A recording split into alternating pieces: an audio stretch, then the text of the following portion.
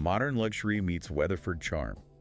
They are trying to bridge that gap we discussed. They're trying to give you the rural location, but with the amenities of a downtown Dallas high-rise. Exactly. They know their target audience is probably a professional moving out of the city who doesn't want to give up the perks. Let's talk amenities, because I saw the list, and there were a few things that made me stop and say, wait, really? I have a feeling I know which ones.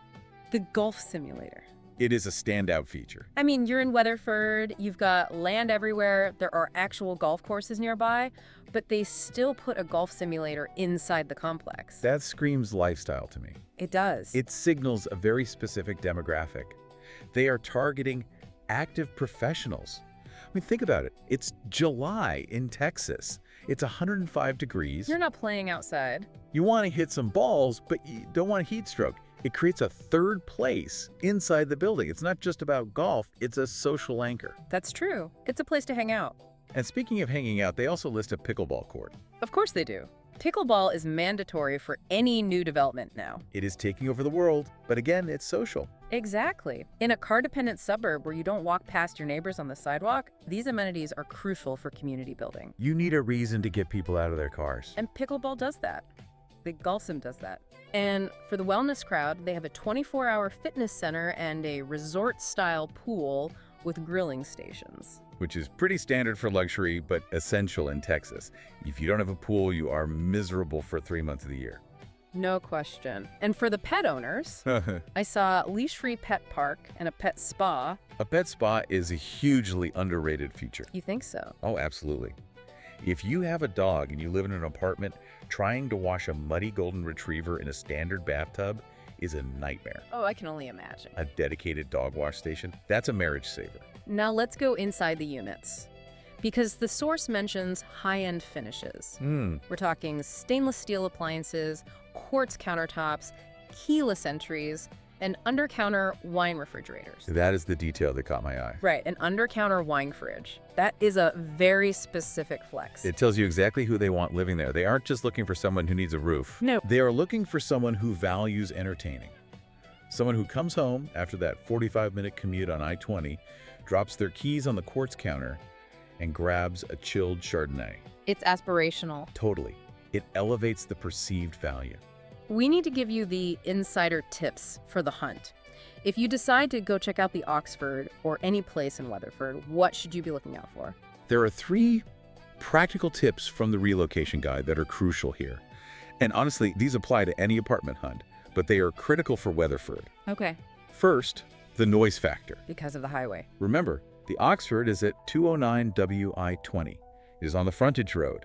The guide explicitly advises checking for highway noise. Modern construction has good insulation, double pane glass, usually. It usually does, but you don't know until you're inside the unit. So when you tour, don't just ooh and ah at the view. Ask to stand in the bedroom, close the door, and just listen. Exactly. Nothing? Be silent for 60 seconds. If you can hear the drone of 18-wheelers at 2 in the afternoon, imagine what it sounds like at 2 in the morning. Do not skip this step. You've not. What's the second tip? Timing the tour. The guide recommends visiting during evening rush hour. Well, that is smart. Most people go on Saturday morning. Right, when the roads are empty and everything looks peaceful. You need the reality check. Go at 5:30 on a Tuesday. See what that I-20 exit really looks like. See how hard it is to make the left turn into the complex. Because that moment turning left into your apartment is going to be your life every single day. If it's a nightmare, you want to know that now, not after you've signed a 12-month lease. Stress test the commute. And the third tip? The third tip is internet. The utility check. In these semi-rural or outer ring growth areas, internet options can sometimes be spotty or limited to one provider. Right.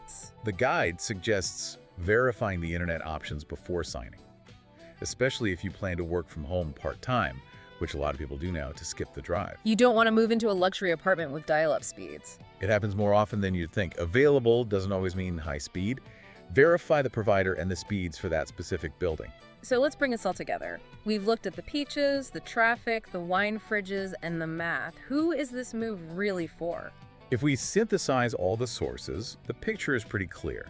Weatherford, and specifically the Oxford, is for the transitional professional. Break that down. This is for the person who wants to escape the density of the city, They are done with the noise, the crime, the congestion. Okay. They want the small-town community feel, the rodeos, the lake weekends. But they aren't ready to go full Yellowstone. They don't want to maintain 2 acres of land. They don't want to renovate a farmhouse. They want the rural location, but the metro comfort. The lifestyle without the labor. That's it. And the Oxford specifically is for the person who is willing to accept car dependency. They're willing to drive 40 minutes to work and drive for their groceries in exchange for a luxury home base that costs significantly less than the city equivalent. It sounds like a solid option, especially with that 2-month free deal on the table right now. It bridges the gap between the two worlds. It's a compelling package. Yeah. It really is. Modern luxury meets Weatherford charm. I want to leave our listener with a final thought, though. Something to chew on while you're sitting in that I-20 traffic. Okay. The sources alluded to this idea of the growth paradox. It's a fascinating concept. The locals, the people who have been in Weatherford for generations, they see the growth as a double-edged sword. Right. They love the new amenities, like the Oxford, like having a Texas Roadhouse nearby, but they hate the traffic that comes with it. It's the classic, I want to be the last person allowed to move here syndrome. Exactly. But here's the thing.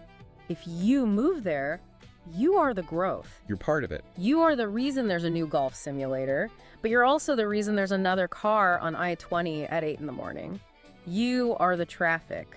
That's a profound way to look at it. You aren't just moving into a community, you are actively changing it by being there. So the question is, how does that shape the way you join that community? If Yeah. you move to the Oxford, do you just sleep there? Or do you go to the Peach Festival? Do you support the local diners? Do you become a neighbor or just a commuter? Indeed. It's about being a good steward of the place you choose to call home. Don't just consume the amenities. Contribute to the vibe that attracted you there in the first place. Well said. That's it for this deep dive into Weatherford and the Oxford. Whether you're looking for a wine fridge, a lower rent check, or just a really good peach, we hope this helped you map out your next move. Thanks for listening. See you next time.